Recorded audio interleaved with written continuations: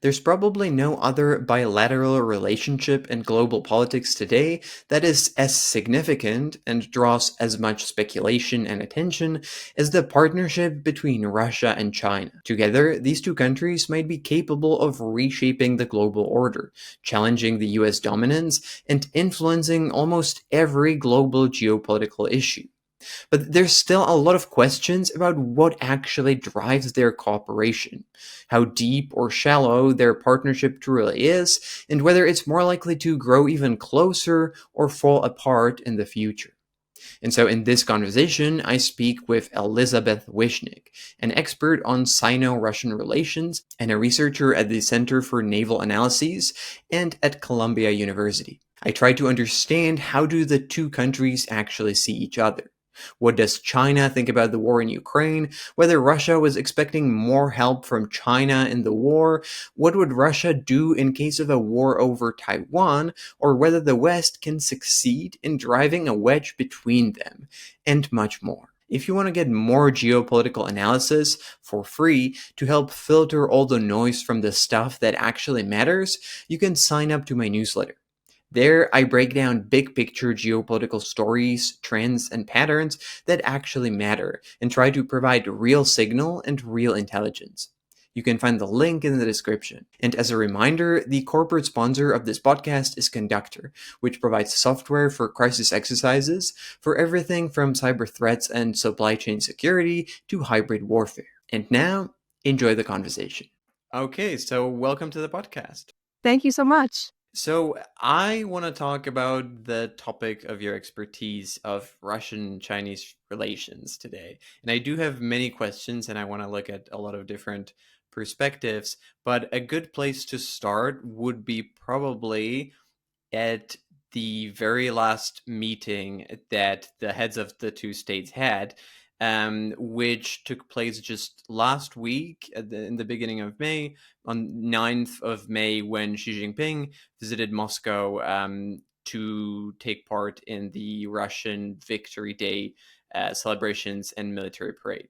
And it's one of the many meetings that the two had over the past years.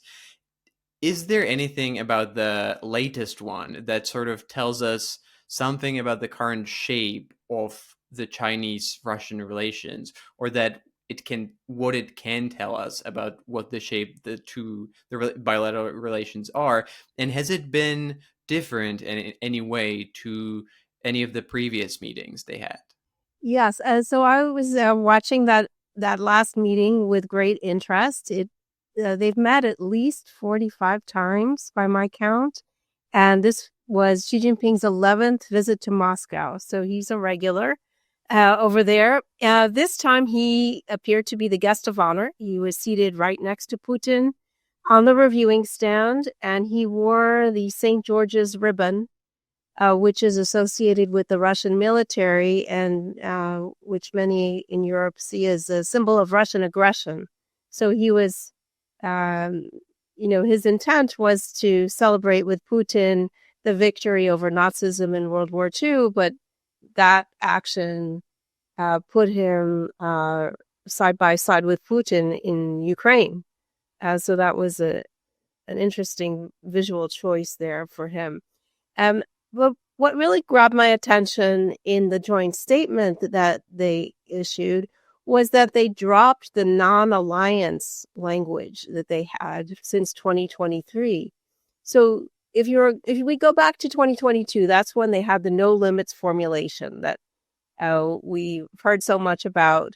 But that formulation went by the wayside within a year, and it was replaced by a longstanding Chinese statement from the Deng Xiaoping era that the two would not have an alliance, they would not engage in confrontation, and would not target third parties.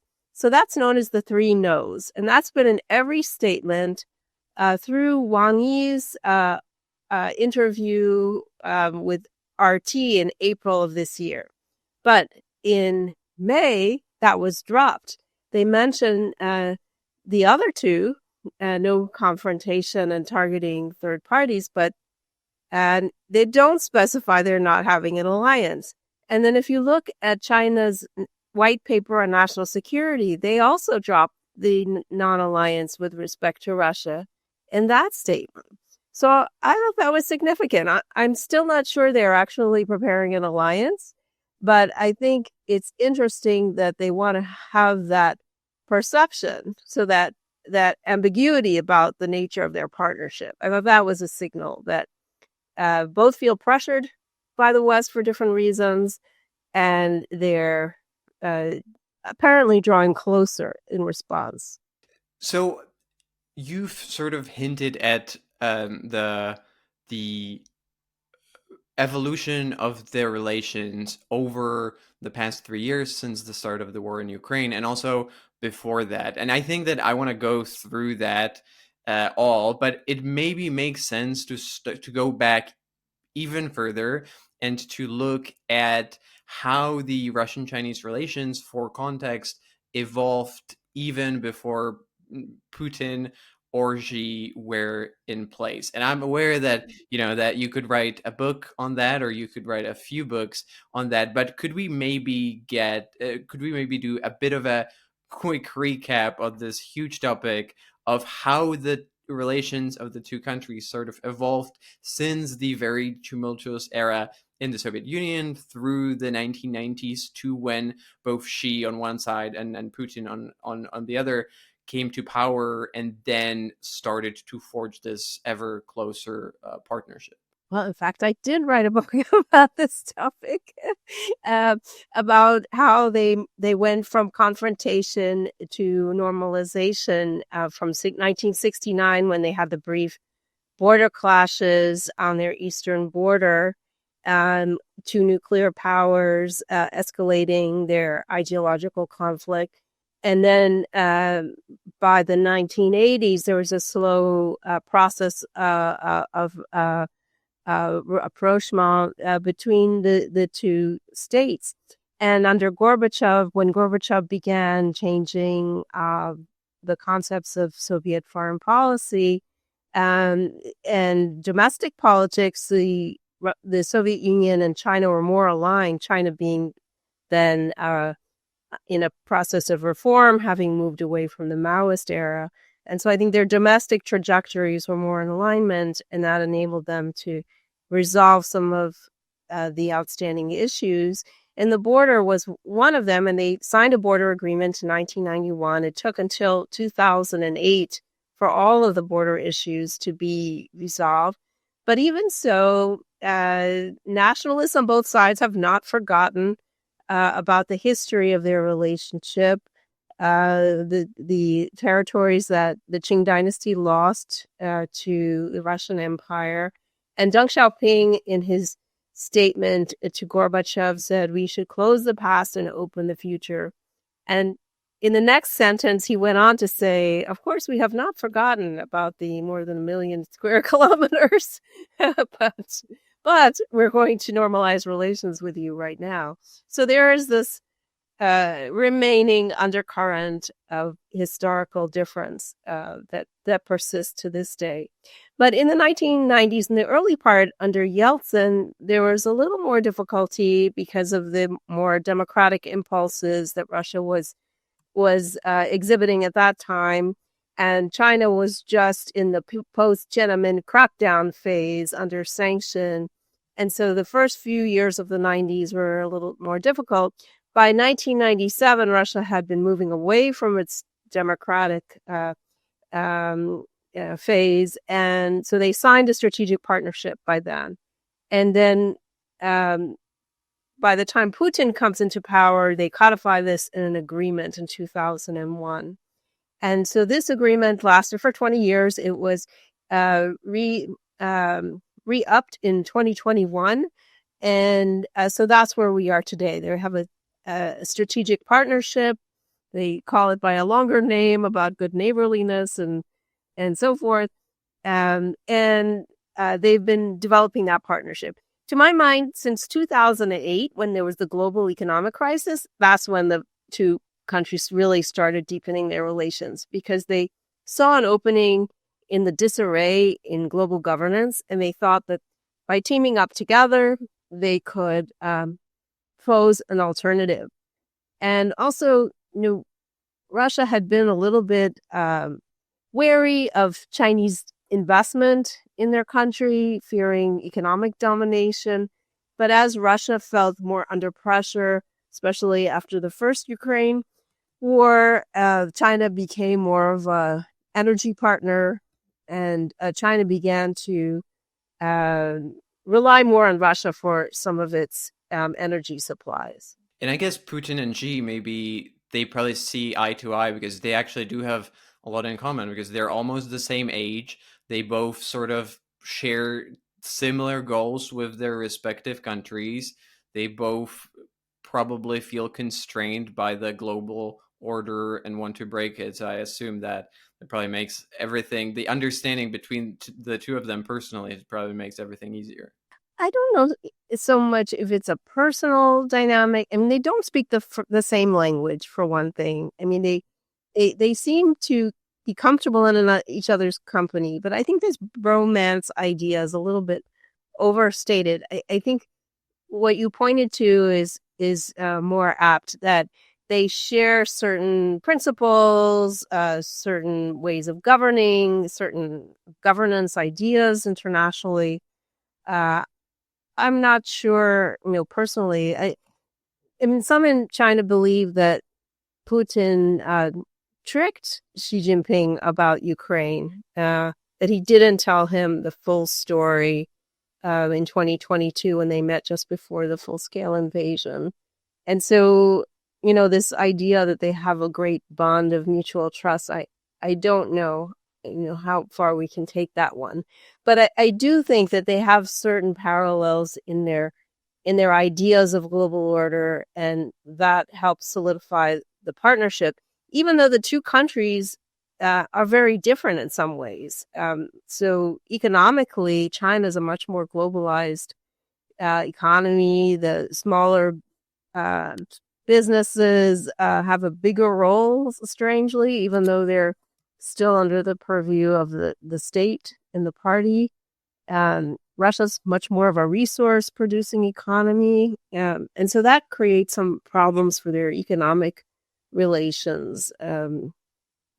Different ethnic relations. They have different, approaches to foreign policy and military policy. And so there are many differences, but I do think what you outlined is really essential. And also, they don't have a lot of alternatives, at least China doesn't, in terms of having a strategic partner, because the other partners China has are smaller or more problematic. So you have Laos or Cambodia for China, maybe Pakistan, North Korea on paper. I'm not sure that's a real support to China.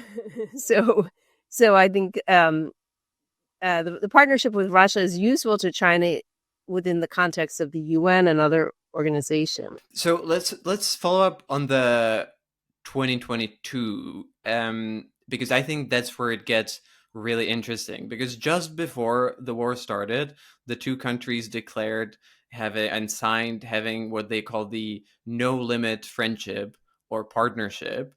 But then the war started, as you've mentioned. There are speculations that she wasn't informed about the invasion, and I would love to hear what do you think about that, whether he knew or not. And then also, it seems that they've kind of dropped the term no limit partnership after that, which to me would sound like the relationship kind of soured maybe from the peak of when they declared it. But from your end, how do you see the relationship developing from that moment of signing the no limit partnership throughout the past 3 and a bit years of war? The No Limits partnership, I think, was really seized upon in the West, and I think it was unexpected, at least for China, that this would make so much news. I think they didn't interpret it in that way. At the time, there was a discussion going on among the Russia watchers in China. How do we describe the drivers of the relationship? And there are some who thought that it was the geopolitical environment that was important, the Western pressure they both felt. And more of the academics thought that the focus should be in what they call the endogenous factors or the domestic drivers. That they, what we discussed earlier, the certain shared goals. Because if you focus on the external factors, then you make the relationship seem more contingent on what's happening elsewhere. If you focus on the domestic factors, then there's more of an enduring aspect to it. So that was kind of the context. And so initially, I think in that statement, there was more of an emphasis on the external factors in that 2022 statement. And that's why they were a little effusive.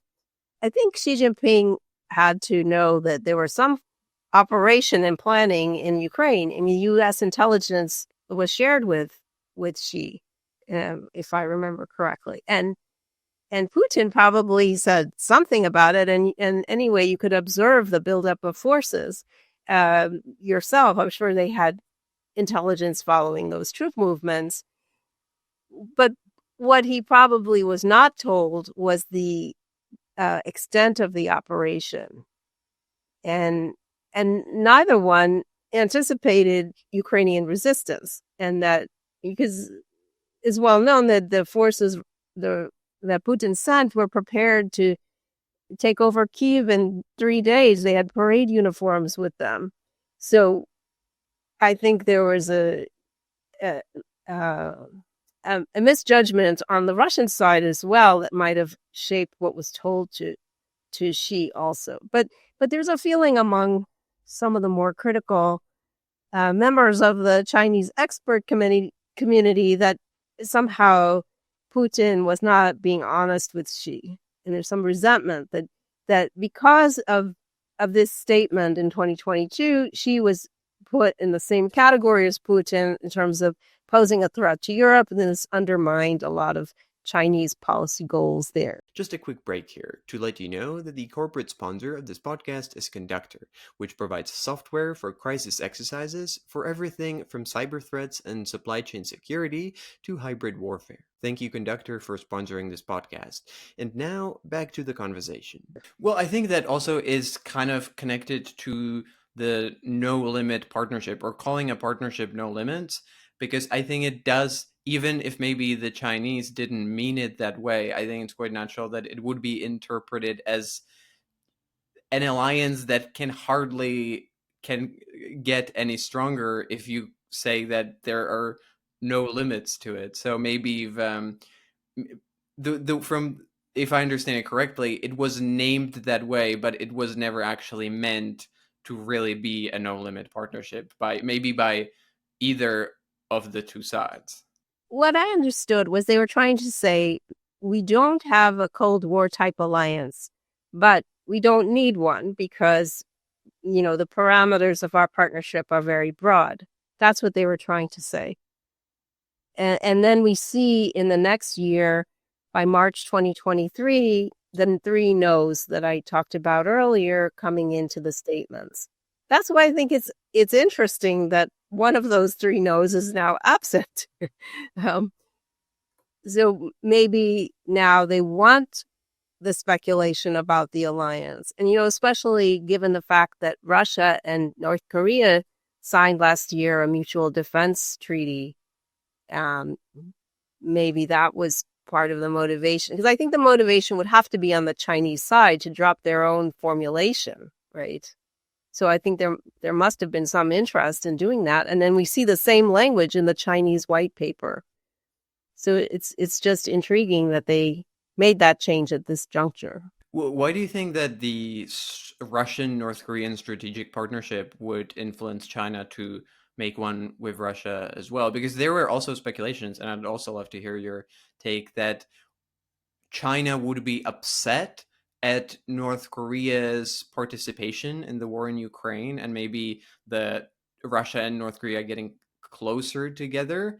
But then again, I've heard opposing views that this wouldn't have happened if China didn't give its approval of that happening. So what's your view?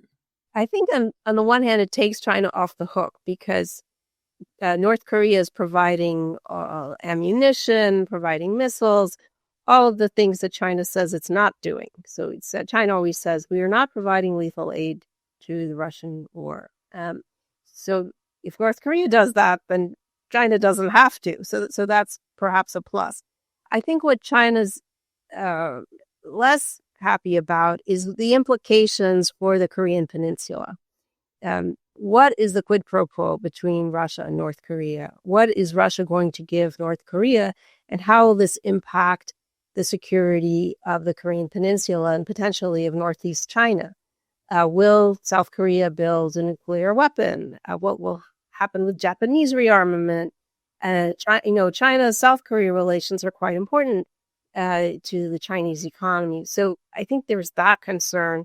And also China loses somewhat of it, whatever leverage it had with North Korea.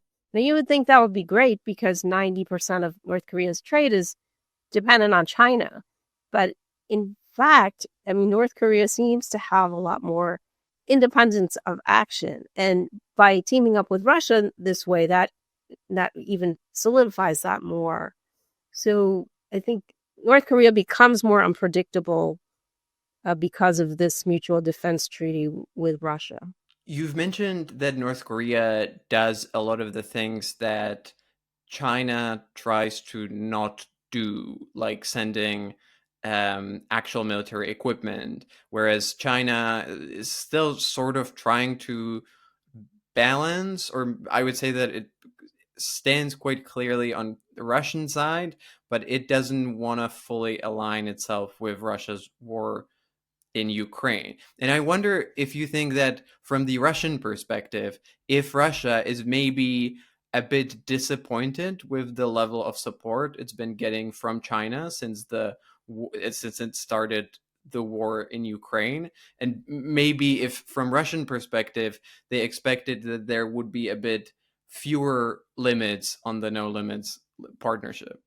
I don't know. I think they would have to be pleased about many aspects of Chinese support. So on messaging, China has echoed completely Russian messaging on the war. And we saw at this summit, they signed 7 media agreements. So meaning that their cooperation in this area is going to only be increased. Russia receives, I think, about 80% of its dual-use items from China.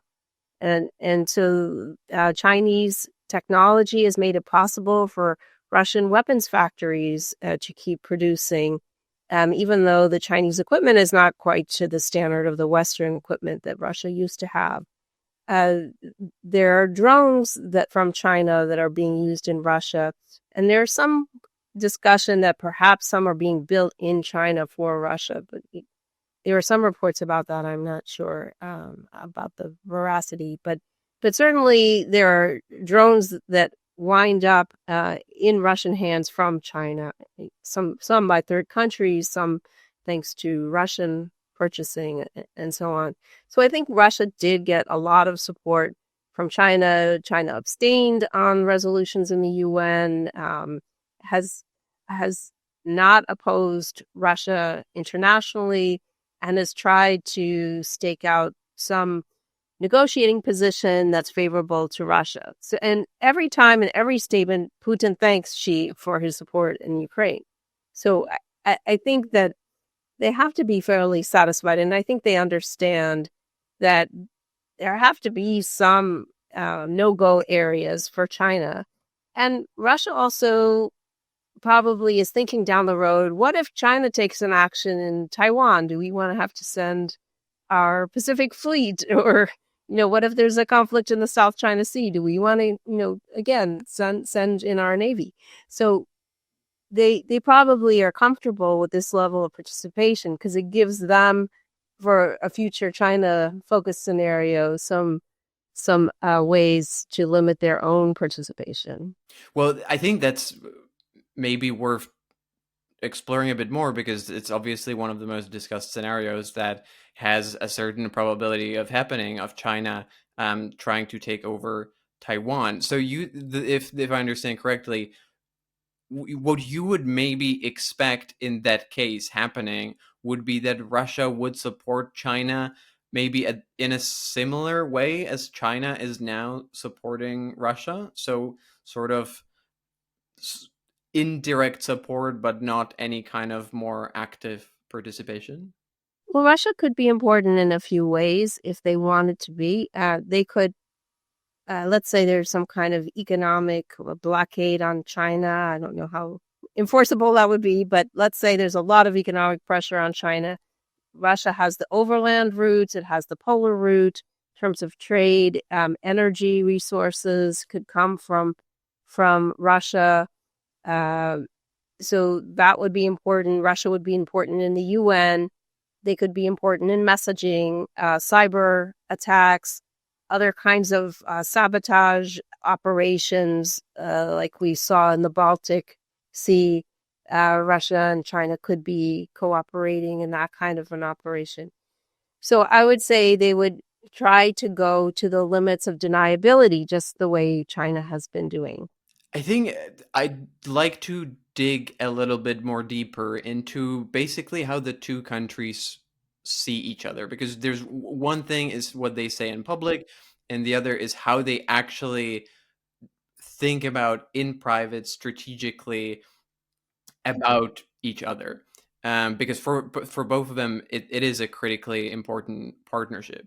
And maybe to start with how Russia sees China, how do you think that it how, actually sees it? Is it an ally, a partner, or what even is the difference? Is it sort of a still maybe a bit of a rival that they don't really trust, but are kind of forced to rely on? And another maybe interesting aspect of that is that Russia is very much and very clearly the weaker of the two.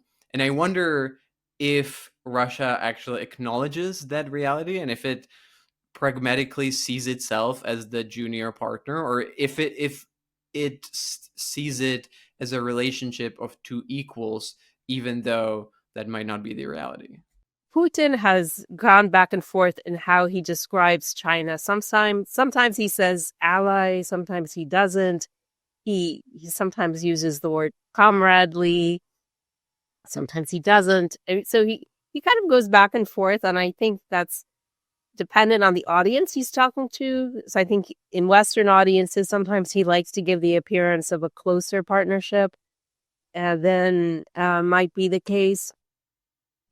But I think a strategic partner is really how Russia sees China. So not a military ally that you could depend on for forces to fight on your territory, like North Korea, but a very important player internationally with considerable influence over the developing world, in the UN, with great influence in Europe, and a pattern of interaction with the United States. So China's in all of the key bodies. And I think it's important for Russia to engage with China, especially in this period of isolation, because it shows that Russia has certain important friends. India is another one for Russia. Gets less attention, but India is also important in that respect for Russia. And in a way, Russia's in a better position than China, because Russia has India as well as China, and China really is only able to be partnered with, in terms of big countries, with Russia. I'm forgetting what the rest of your question was. It was very long. Um, it was. I would say that if Russia, if because out of the two from the outside, Russia is clearly the weaker partner. I wonder, and often in the West, it's called the junior partner of China. And I was wondering if Russia sees itself in that way, and whether they're able to sort of pragmatically accept that reality, or if they see see the relationship of partnership of two equals, even though the facts might not actually support that. Thank you for listening to this conversation. If you'd like to hear the rest of it, you can find it on my Patreon. Click the link in the description or go to patreon.com/decodinggeopolitics. And if you decide to become a supporter, you get bonus content, Patreon-only episodes, and you will be able to ask questions to my future guests.